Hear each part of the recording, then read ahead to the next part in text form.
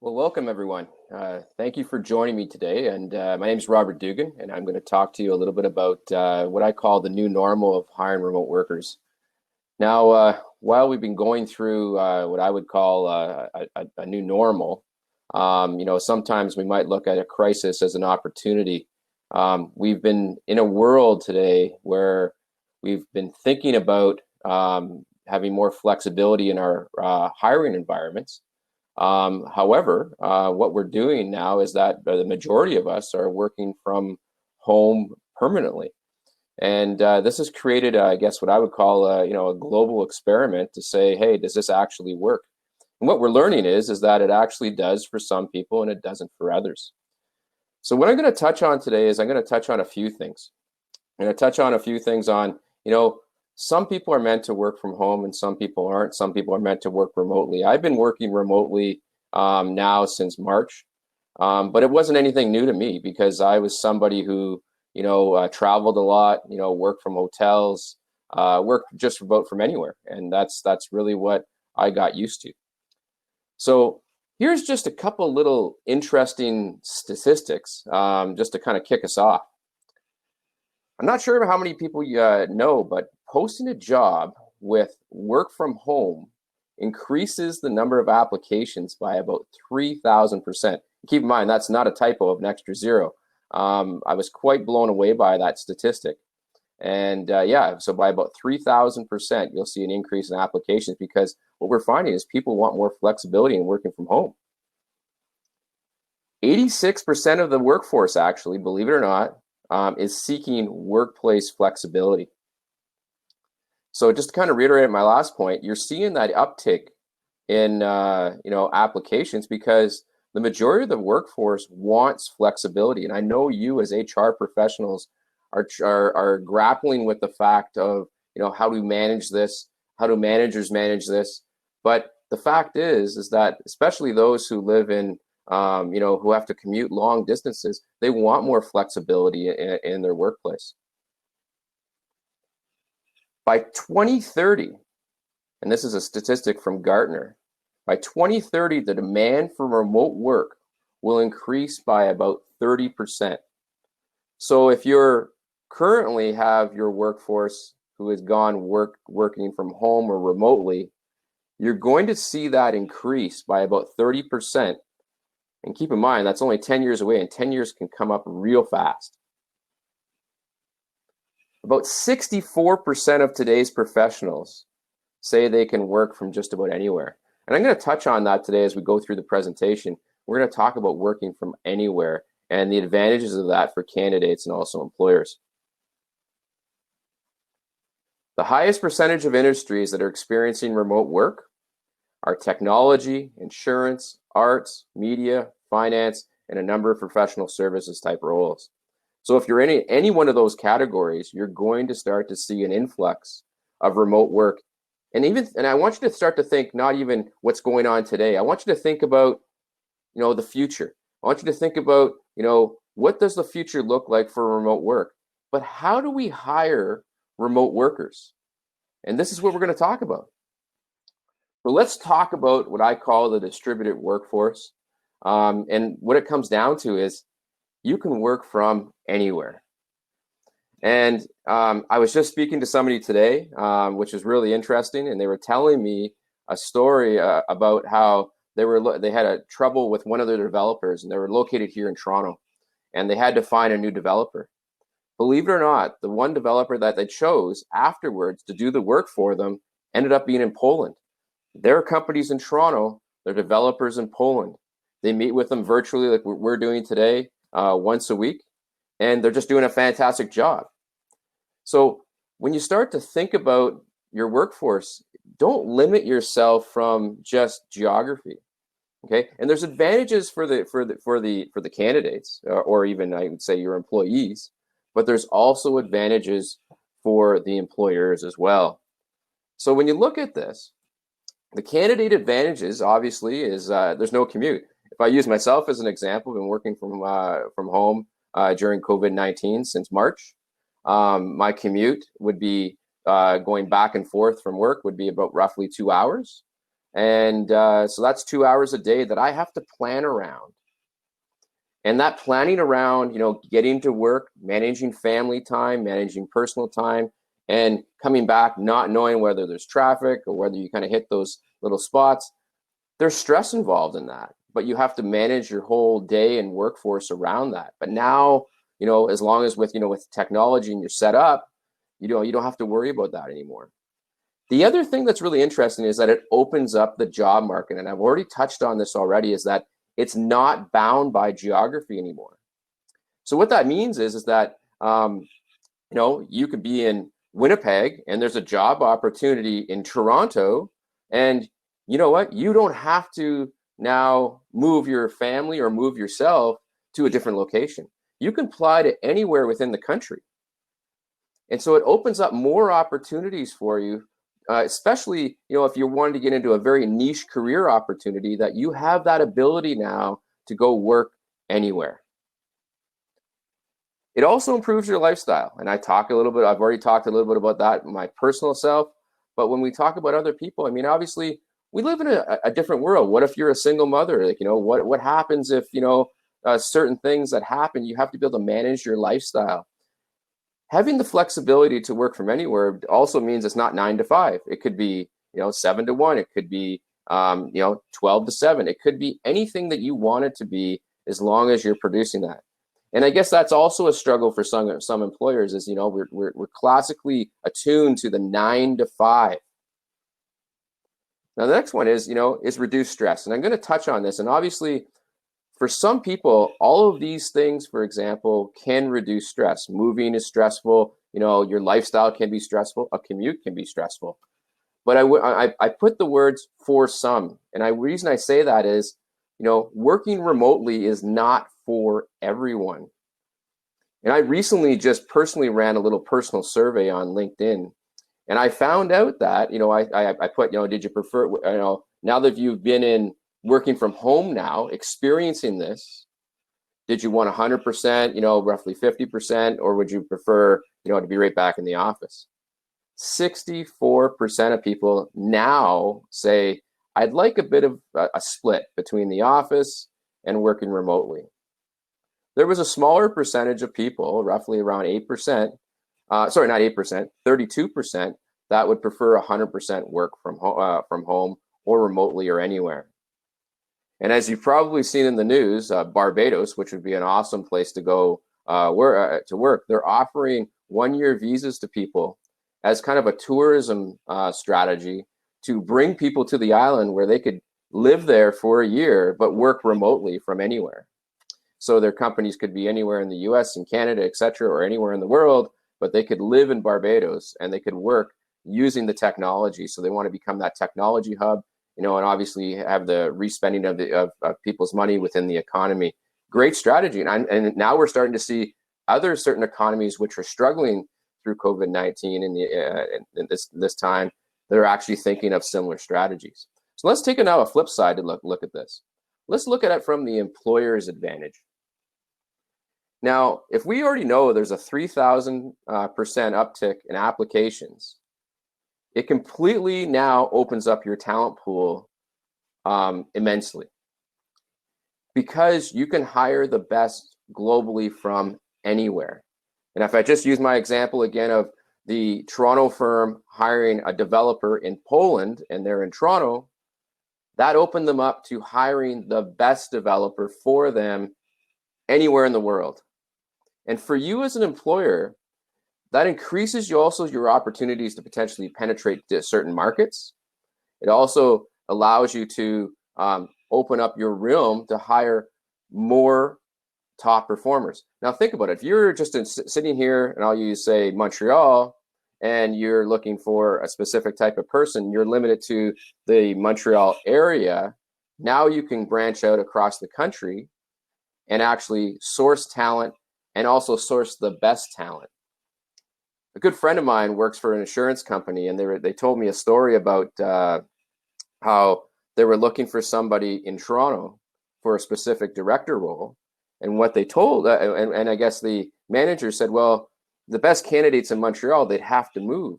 And of course, the talent acquisition specialist said, why? I mean, they're in Montreal. We could set them up. We work virtually anyway. So why can't we do that? Why can't we hire the person in Montreal to manage a team in Toronto? It's totally possible. And so we need to kind of expand our horizons and look at this as like a complete advantage of hiring remote workers and hiring them to work just about from anywhere. It opens up your talent pool, and it also makes the market much more competitive now. Where, you might have had people who gravitate to certain brands and companies. Now it opens them up to just about, jobs, opportunities anywhere in the world, but also it opens up you as a company to be able to hire and source the best talent. So the key take-home message here is, from a candidate, don't limit yourself from geography, and also from the employer standpoint, open it up. Get the best people, because that's what it's all about. So let's talk a little bit about now the key predictors of hiring remote workers. And obviously the rules of the game doesn't change a whole lot. I mean, at the end of the day, for me personally, is that we're trying to predict on-the-job performance and retention. That doesn't change. But when we start to think about remote workers, we start to have to ask the questions around their previous experience, their remote work setup, and we'll dwell a little bit upon that as well. Also now, a much more relevant key term here is now digital competence. And as if you've experienced this working remotely, I mean, you've had to adapt to technologies like we're using today. And this is something new for me as well. So I had to adapt to this particular technology. But you have to become more digitally competent and comfortable. And these are things you're going to have to explore as you go through, or it's a training opportunity.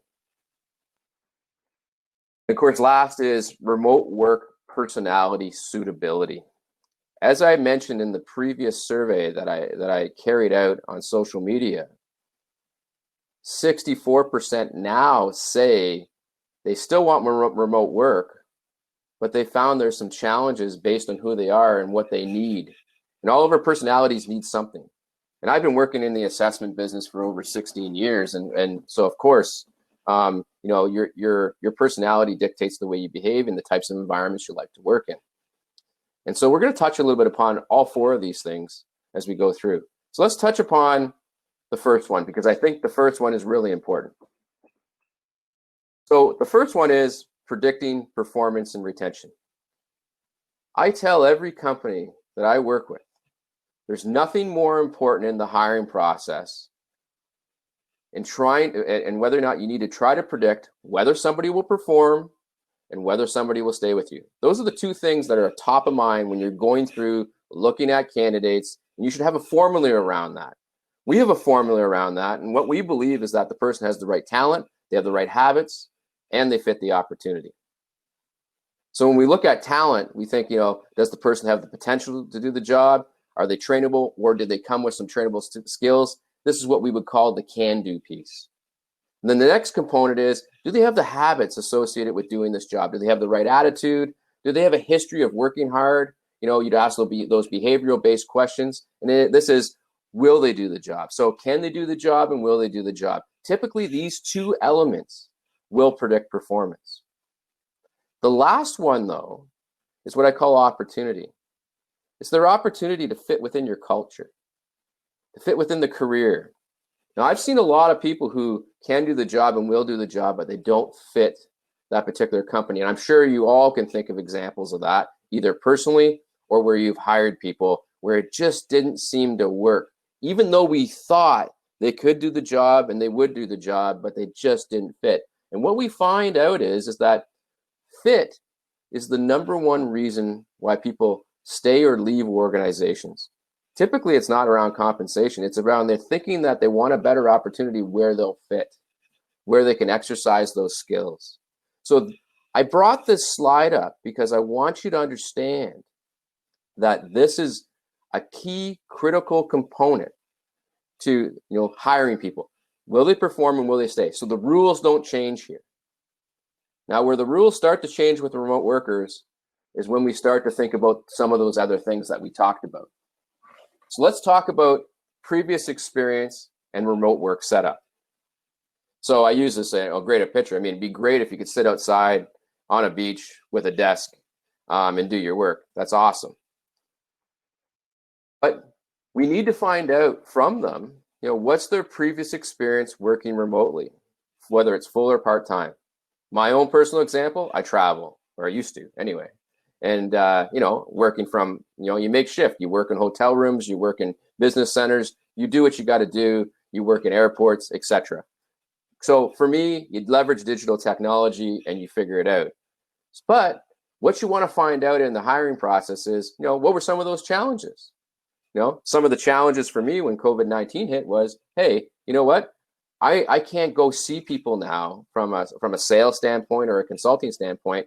I got to get used to seeing myself on video, and I got to get used to interacting with people on Zoom or WebEx, etc. And I have to get used to all these different technologies because companies all use different types of platforms. There's Teams, WebEx, there's Zoom, etc. So what are the challenges that may be associated with that? Some of the challenges may be communicating with your existing employees. Some people have a really hard time, having to come across in a certain way in a digital format. They don't know necessarily how to communicate, the different tools that are available. You need to think about all these kinds of things as you go through this.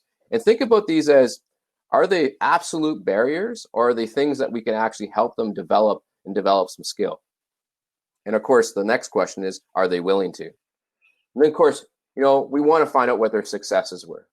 And obviously working remotely, for some people, there's lifestyle enhancements, but we're looking at actual, successes in terms of on the job, right? How do you find working remotely? What were some of the things that allowed you to be successful in your role by working remotely? You're going to be able to draw on a lot of experiences now with people. You're going to be able to dig into these things as you go through those interview processes, but you're going to want to be able to check them out. We have an assessment that actually checks some of these things out. We call it the Working Remotely Assessment, or a Working Remotely POP.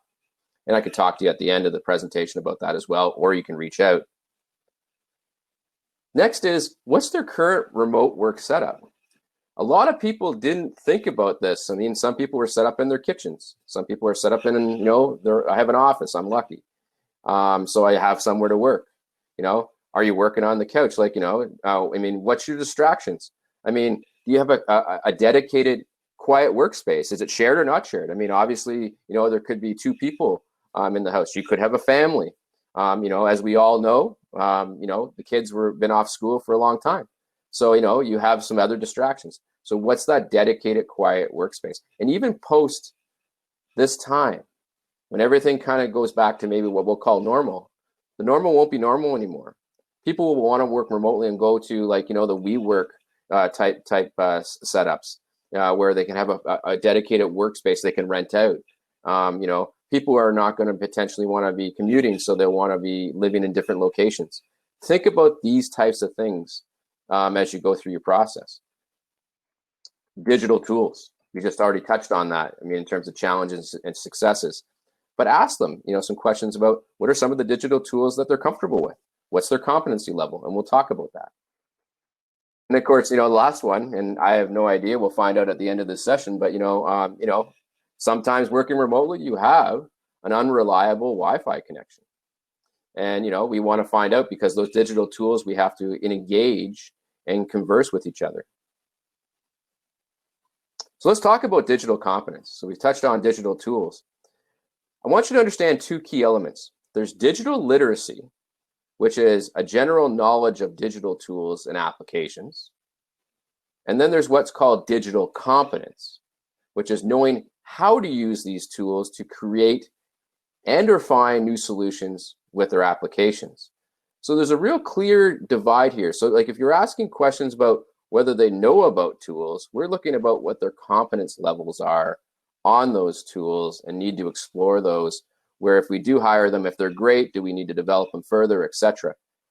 This is a key predictor of success for remote work, is digital competence. I know a lot of workplaces are focusing on digital competence, or some people might call it digital fluency. And so, roles are becoming more digitally enhanced. Digital competence is something that people need to become more comfortable with or become developed in. But it is a key predictor of successful remote workers because they know how to navigate it. And if anybody's ever seen the Apple commercial, it's quite hilarious. It's quite long, but it's quite hilarious. We can all kind of relate to it, where they're showing all the different tools that the Apple iPad can do to help and do the remote work. But it's all about that now, and you have to be able to explore that. So let me just give you some examples. So like your level of digital competence can be in a variety of different things. It could be in computer skills, just as easy as Windows, Mac, Java, Adobe. We could be thinking about mobile proficiency in terms of apps and tools. We could be just thinking about basic things like Outlook. We could be looking at MS Office type products, video conferencing, Zoom, MS Teams, WebEx. We could be thinking about e-learning platforms. We could be thinking about learning management systems. We could think about collaborative tools like Slack, etc. We could be thinking about CRMs. So depending on the role, you need to think about these things. I know you ask them in job descriptions, but now you're going to have to go deeper than just asking whether they have those skills. You're going to actually need to be able to maybe potentially test against some of these skills. You're going to have to be able to ask further questions about their challenges and successes using these tools. And you need to dig into that a little bit further. What we can do for you is we can provide you an assessment and actually say, hey, ask them to self-evaluate their level of proficiency in some of these areas.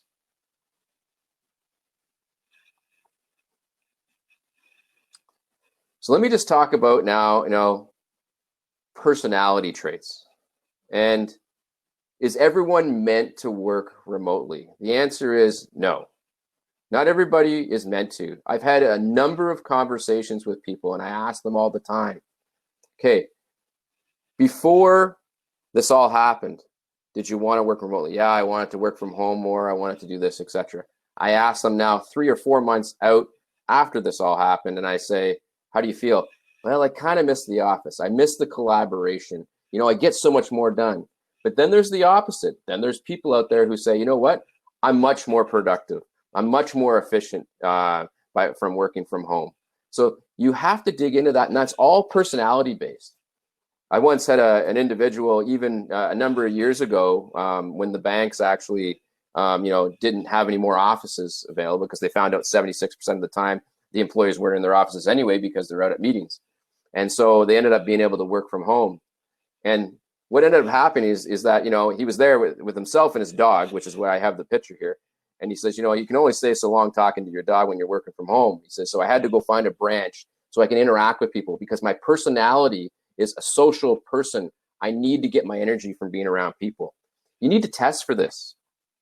This is why personality assessments can really help.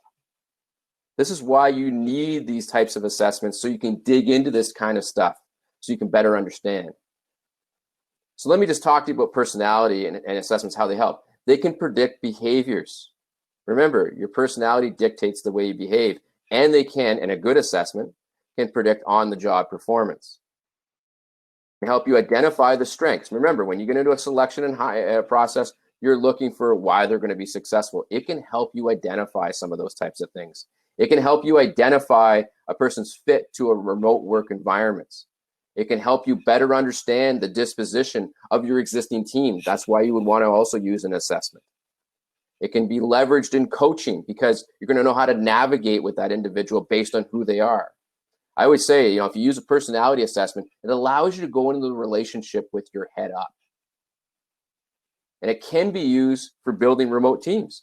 So those people who have the disposition or potential to be successful based on who they are, and if your job requires that it become more remote or permanently remote, they can thrive in those types of environments.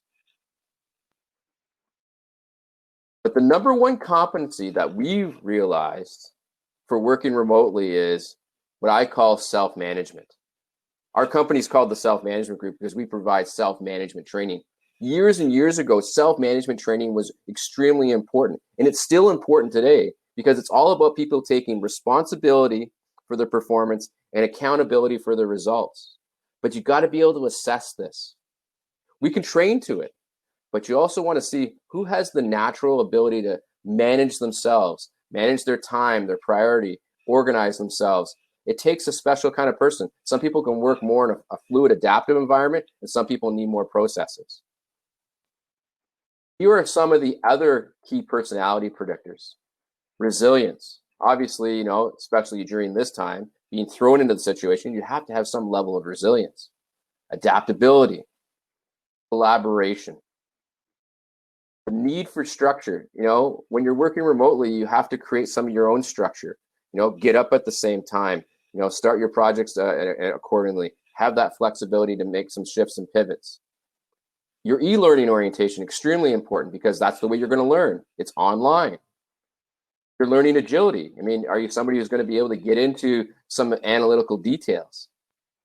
Your people orientation. If you're an introvert versus an extrovert, it's still debatable to say, hey, who are the better remote workers? I don't think it's actually, really matters, but potentially maybe introverts have a stronger preference to work remotely. Your sense of urgency, right? Your impatient personality. Now you're dealing with teams remotely and you don't get things right away. You send a message out and you're waiting for a message to come back. Sometimes it's not in real time. If you have that high sense of urgency and patient nature, you need to think about all these types of things. So all of these things can be captured in this working remotely POP assessment, which we do offer. And it captures everything we just talked about. We have about 3 minutes left. So what I want to close off with is the reason I put this picture up. This is reality. This is what the new world of work looks like. It's no longer an experiment anymore. This is our world. This is going to be the world that you're going to have to hire in. And you need to start forward thinking about who has the potential to work remotely and effectively. We're still predicting on the job performance. We got to get out of this mindset of, this is the way the world works. It's, this is the office. No, the office is everywhere now. You can source anybody from anywhere and get the best talent, but you need to assess the right ones. And this is why I wanted to do this presentation for everybody today, because I really wanted to talk to you about that. This is what it's all going to be all about, but you got to find a way to assess these people. Use an assessment, map out and know what the key predictors are of success of hiring remote workers. I really appreciate your time. And you know what? I'm going to leave you with my information at the end, that if you have any more questions, because I realize I got about 2 minutes, this is how you can reach me. Robert Dougan, talent strategist, self-management group. You can give me a call, 416-746-0444, extension 250. Drop me a line. Love to connect with you. Click on my LinkedIn. Connect with me. Love to have further conversations. This is something I'm extremely passionate about, and I really look forward to engaging with all of you in the future.